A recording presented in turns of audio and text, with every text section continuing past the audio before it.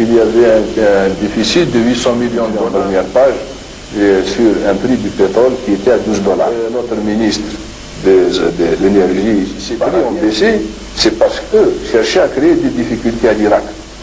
J'ai donc à nouveau fait part de mon refus au directeur de cabinet en lui disant que je ne voyais pas l'intérêt de cette opération pour l'Algérie, opération qui allait avoir pour simple conséquence une chute du prix du pétrole, et qu'il fallait que les Saoudiens s'engagent plus fermement et d'une façon plus, plus publique sur la montée du prix à $20.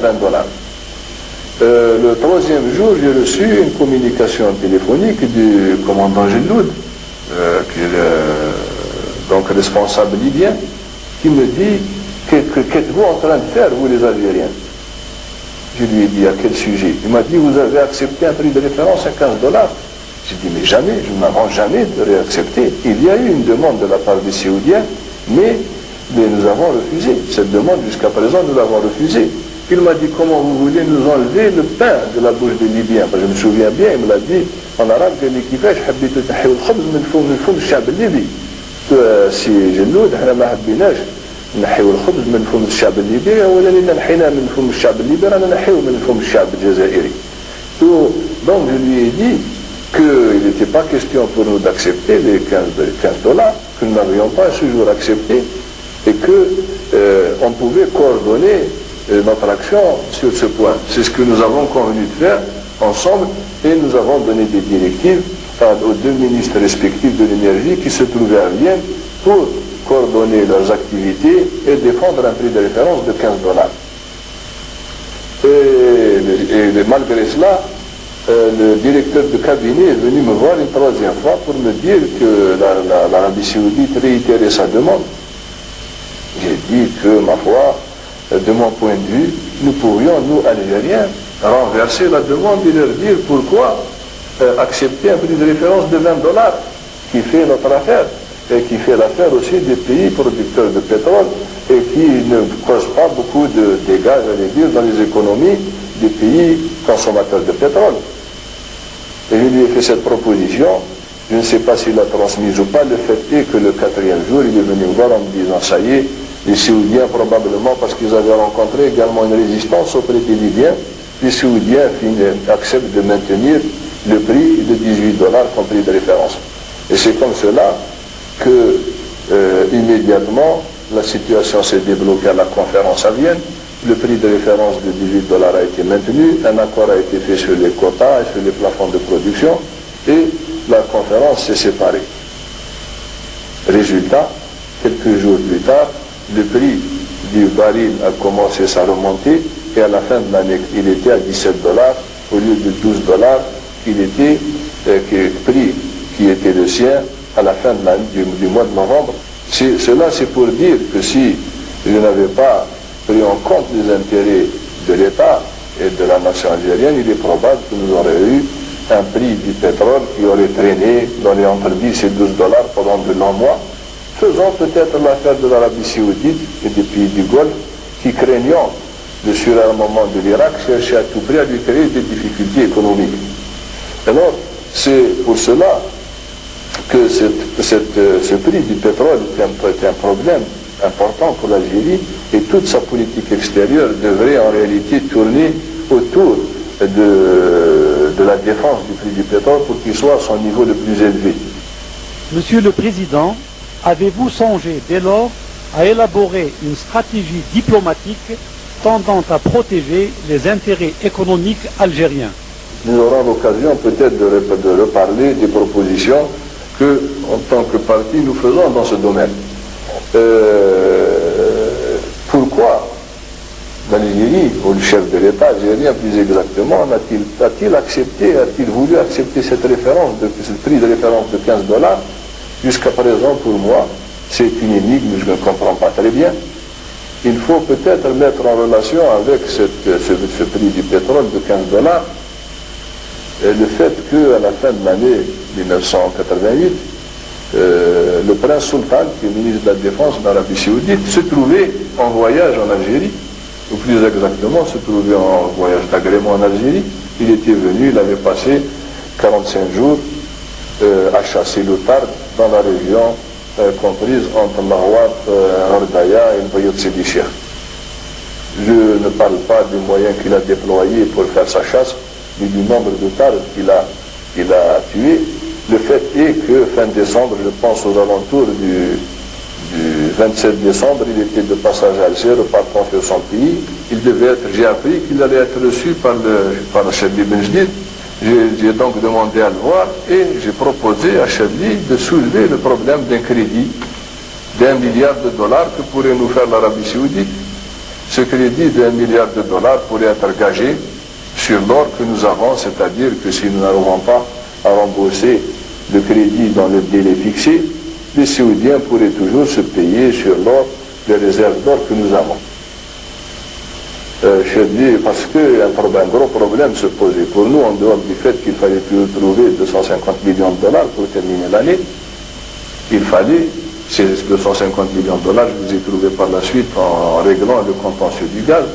Il fallait également déjà envisager l'année 89 et trouver le moyen de la financer. Parce que le problème pour l'année 89 était aussi difficile que pour l'année 88. Il est plus difficile, il ne s'agissait pas de 800 millions de dollars, il s'agissait d'un gap, c'est-à-dire d'un déficit prévisible dans notre trésorerie extérieure de 2 milliards de dollars. Il fallait donc trouver cette somme-là, et en la trouvant en partie déjà auprès des Saoudiens, on pouvait donc organiser l'ensemble de l'année 89, tant au plan de l'approvisionnement de l'appareil de production qu'au plan de l'approvisionnement des populations. Et c'est pourquoi cette question était pour nous importante.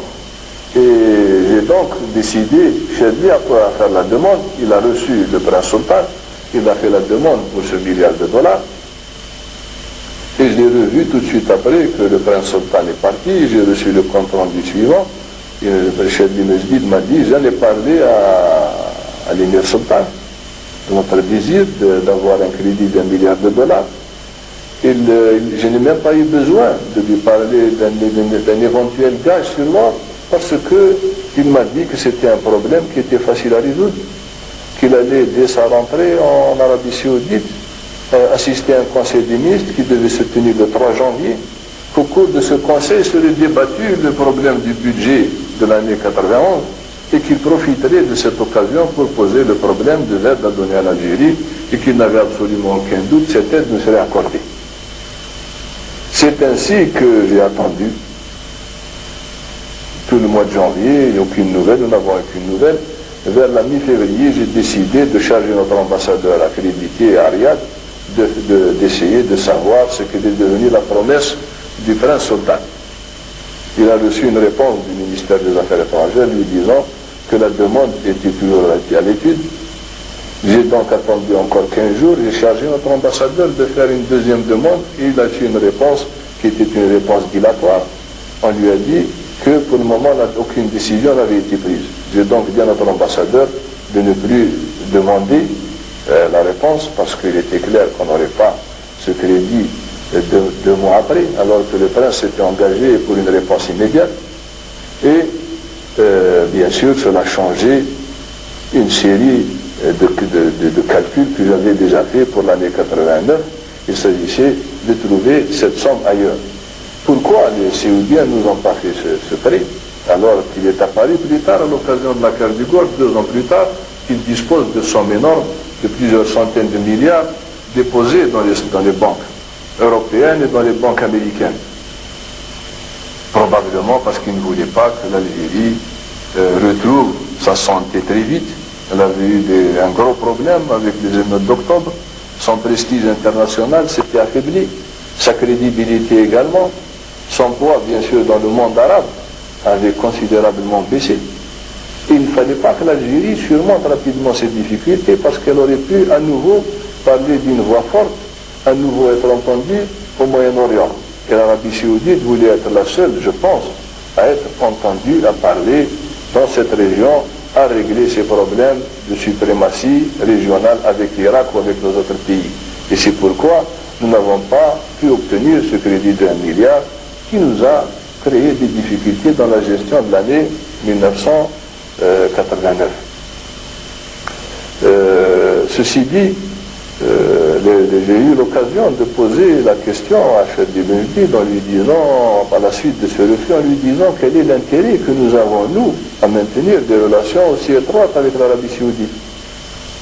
C'est l'Arabie Saoudite, nous participons avec elle dans le comité des trois tripartites du Liban, avec le Maroc d'ailleurs. Ils interviennent en tant que médiateurs dans le conflit du Sahara occidental, également conflit où l'Algérie et le Maroc sont impliqués. Et que gagnons-nous, nous, à avoir ces relations étroites? Je lui ai dit, selon moi, nous devrions d'abord mettre nos relations, les conditionner par une coordination sur le prix du pétrole.